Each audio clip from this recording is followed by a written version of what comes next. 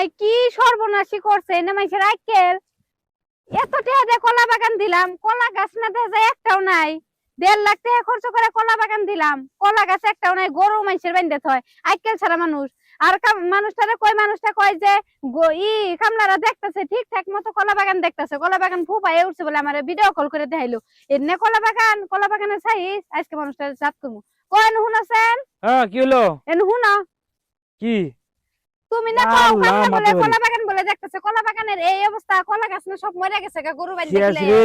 দে এই যে বেঁধে দিছে, দেহ ওই যে দেহর কতটি গরু বেঁধে দিছে, দেহ আহ হাই রে রে একটা কাম করছে।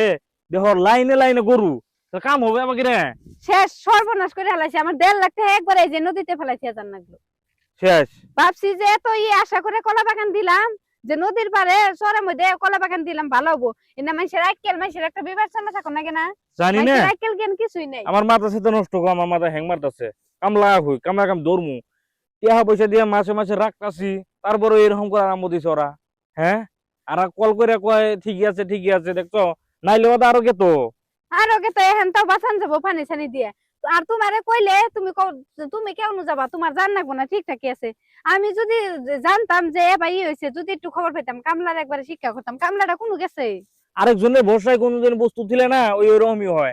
নিজে যদি যত্ন না করা হয় না, তাহলে ওই রকমই হয়, বুঝছো? নিজে যদি যত্ন করে যাবা বস্তুই হয়। হ্যাঁ, সব ঠিকঠাক তো হয়। আল্লাহ, তাই এত বড় সর্বনাশ করলো।